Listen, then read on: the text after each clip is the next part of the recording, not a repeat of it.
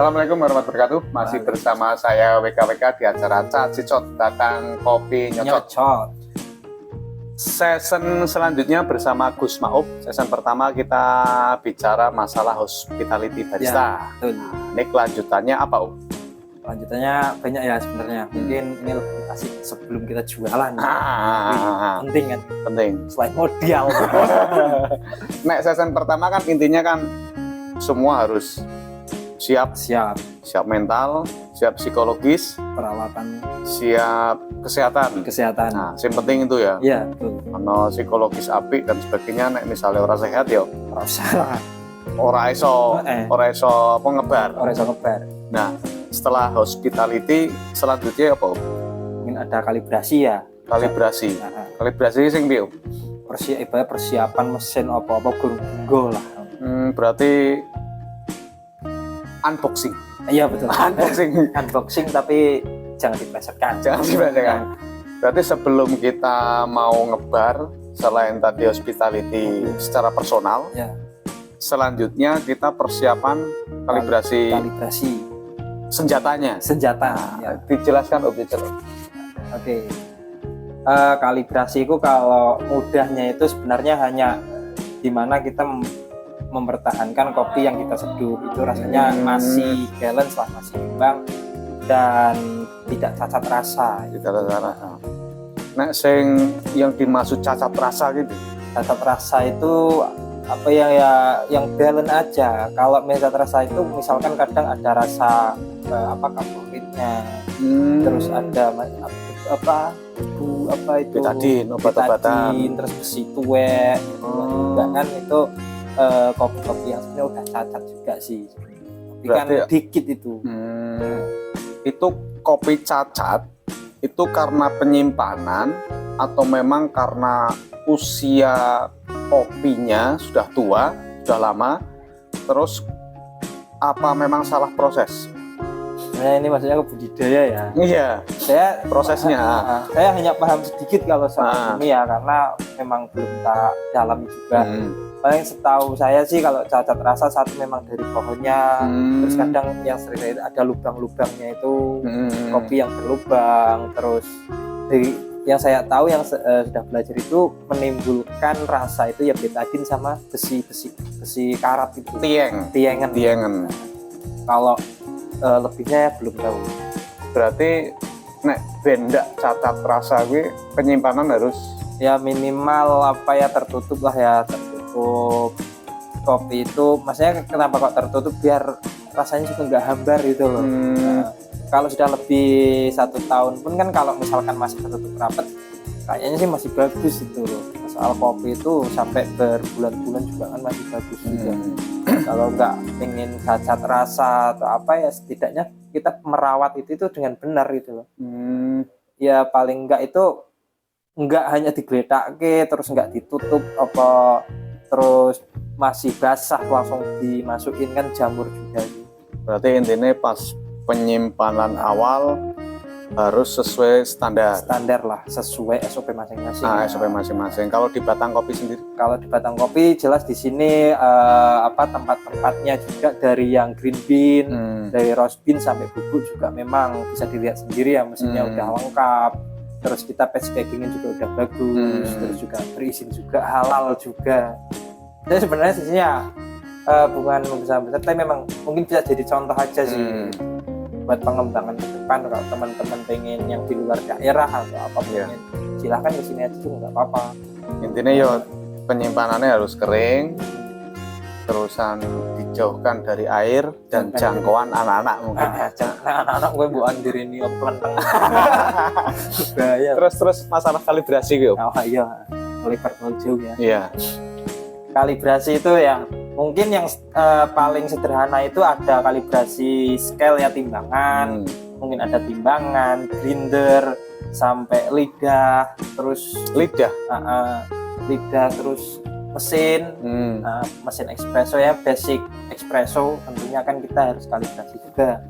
Paling yang paling pokok itu sih sebelum ada rumusnya. Kalau rumus kan mungkin kita bisa biasanya 1:1, 1:2, 1:3 itu paling kan kayak gitu. Kalau memang mungkin setahu saya kalau yang takaran standarnya itu mungkin kalau espresso itu apa ya 1/18 itu 18 ya. Yang keluarnya kurang lebih 36-an lah. Itu yang pertama, mungkin kita bahas tentang yang timbangan dulu yang paling harus digunakan soalnya sih. Nah kalau timbangan itu kan sebenarnya itu tinggal pakai aja sih. Nah kalibrasinya cuma kita menyocokkan cara gampangnya, nggak usah pakai bahasa yang kalau misalkan gelas yang biasa sering buat tempat kopi sebelum kita grinder itu, kita grind itu ya kita timbang aja biar tidak kalibrasi berulang-ulang kayak gitu loh. Sebenarnya simple kok. Kenapa susah itu bahasa kita aja yang disusahin gitu loh. Kita cocokin gelasnya kita taruh, misalnya gelas taruh atas timbangan, dikasih kopi itu beratnya itu seberapa ya gitu. Kalau ini kayak gitu toh. Kalau misalkan nanti kok ada error atau apa, timbangannya setel ulang lagi aja kayak gitu. Yang penting timbangannya masih bagus, nggak rusak. Dah itu tak sebenarnya. Seberapa pengaruhnya untuk menjadi kopi nikmat timbangan itu? Oke. Kalau timbangan memang pengaruh ya. Kalau bahasa kita kan misalkan kopinya terlalu sedikit buat satu gelas itu pasti rasanya ya apa air tok kan. Simpelnya orang kampung yo wah rasanya yo banyu tok, senenge kental. Kalau terlalu kental yo bahaya juga. Iki real fakta Mas, koncoku rak percaya ya. Tak kasih tahu kopi ku aja akeh-akeh, ukuran nek sak gelas cangkir yo sak sendok lah, sak 10 gram ku kurang lebih. Rak ngantuk kayak 2 sendok terus. Pada sendok sekarang makan. Sekarang ya itu kalau minum kopi terlalu banyak langsung mual perut ya karena enggak sesuai takaran. Jadi ini berlebih-lebihan ya. Berlebih-lebihan kan enggak boleh. Iya. Kita kan hadisnya ya, hadisnya apa? Oh, itu bukan agama. Enggak tahu ya. Ya. Terus selain timbangan tuh, timbangan kita ada grinder. Nah, kalau grinder tahu sendirilah kualitas ya, paling utama lah. Kalau misalkan grinder yang abal-abal harga di bawah 500 lah ya, 500 1 juta ke bawah itu mau dikalibrasi dimanapun yang saya sering temukan kita mau habis itu pasti grind size-nya beda sama awal kita grind size itu. Yang pertama misal kita medium, nanti keluar itu lebih lembut lagi. Yang paling akhir, yang paling cuma bisa ngakalinnya aja setelah sebelum itu kopi habis kita pisahin aja. Kalau pengen bener-bener detail gitu loh, paling kayak gitu bro. Cara kalibrasi mesinnya itu kan ya kita memang harus detail setel biar green size yang keluar itu konsisten. Sebenarnya gitu. Kalau mesin yang standar lah ya konsisten, biar konsisten. Kita kan kalau grinder bermacam-macam lah, kita pakai grinder yang hijau, yang standar pasaran sama high class, berarti kayak O10 lah ya. Terlalu tinggi itu kan. Terlalu tinggi. Kalau ini juga kan. Kan kalau misal grinder yang hijau itu yang paling di kedai-kedai itu kita kan itu kan udah ada puterannya. Mungkin kita bisa diotak-atik lagi ya buat kalibrasinya. Kita itu pengen misal nomor 1 kita pengen fan nih, ya udah kita tentuin green size fan itu seperti apa. Sebelumnya kan kita sebenarnya sudah tahu dulu green size ukuran itu seperti apa, bukan hanya namanya ini fan, medium, dark sama dark itu kan seharusnya kita udah tahu fisiknya. Kalau fisiknya udah tahu baru kita bisa kalibrasi mesin itu supaya konsisten gitu. Kalau mesin baru itu walaupun yang Cina atau apa, aku pernah nemuin itu sebenarnya udah tepat loh, hampir udah tepat kok dari bentuknya atau tinggal kesesuaian SOP dari perusahaan masing-masing aja, kesesuaian kafe masing-masing gitu. Berarti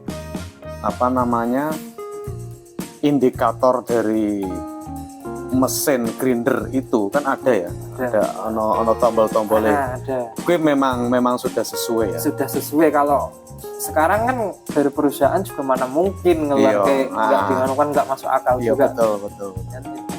Ya tinggal kita aja mau dirubah apa ya silahkan. Tapi tetap kewajiban barista harus ya uji coba di sini lah ya. Ini bener ora pabrik itu. sebenarnya kalibrasi itu gunanya buat gaya, tapi menyesuaikan SOP yang ada itu loh. SOP kafe ini kan beda-beda gitu. Itu kan nanti maksudnya kalibrasi ini juga kan selain SOP itu juga nyambung ke HPP masing-masing juga betul kan? Ya kan ya nyambung semua sih sebenarnya, nyambung semua. Kalau kita mau kalibrasi misalkan kita jualnya murah pakai takaran 10 gram kan kopi sedikit, biar rasanya agak lebih strong gimana, makanya kan kita halusin soalnya kan setiap kafe kadang kan shift-shiftan pergantian orang juga, makanya kenapa kadang ada kafe yang menerapkan kalibrasi seminggu sekali, 1 bulan sekali, itu kan ada masing-masing, ya nggak apa-apa karena memang itu menerapkan SOP yang ada buat kalibrasi itu. Nah itu kalibrasi grinder itu pengaruhnya juga lumayan besar ya? Lumayan juga. Lumayan besar, sekalian timbangan juga pengaruh, grinder juga pengaruh ya. Nah, misalnya timbangannya salah, grindernya salah, nanti hasilnya pun tidak sesuai ya? Tidak sesuai apa yang misalkan kita dari variabel penyeduhnya.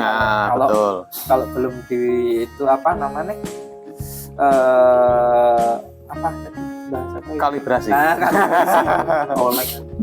Kalibrasi itu kan itu makanya harus urut lah ya. Maksudnya kita belajar kopi ya memang harus urut gitu. Betul. Enggak aku ya-yaan wong aku pertamanya duwe aku teh kok apa jenenge teh teh. Titaiti aku ora ngerti tukune.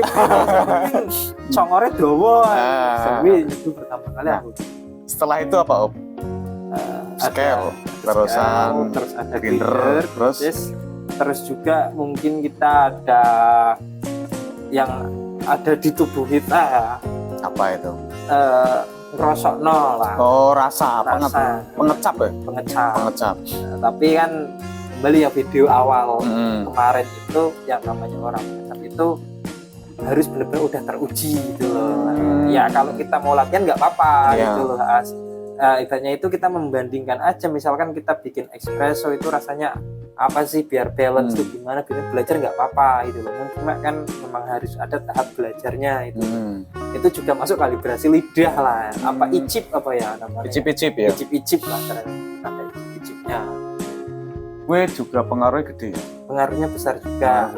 Ibaratnya itu kayak kita mau masak, kita belum bener-bener hafal. Kita biasanya icipin dulu. Berarti jam terbang pengaruhnya? Jam terbang sangat terpengaruh. Alhamdulillah saya terbang udah.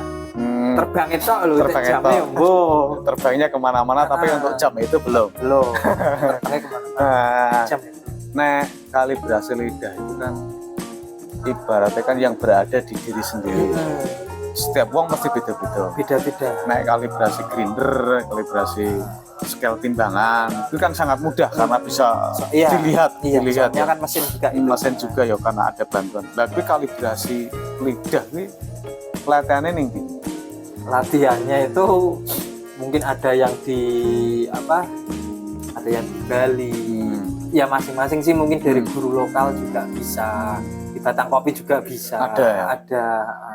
Di Batang Kopi juga ada latihan lidah, itu saya juga punya bukunya, tapi kan bingung ngerasanya wong rokokan masalahnya nanti. Gitu ya.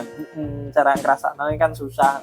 Asem sih sementing kan naik kopi itu aja, yang penting tuh aku ngerasa kayak kopi nggak bau betadin, nggak bau lebu, nggak bau itu tayangan, nggak ya itu pokoknya nyaman diminum aja itu. Nek kalibrasi lidah itu kan nek orang awam kan yo pedes, manis, asin, terusan asin karo asem, terusan kecut. Itu kan sing standar. Nek kalibrasi lidah yang benar-benar di kopi ini oke banget.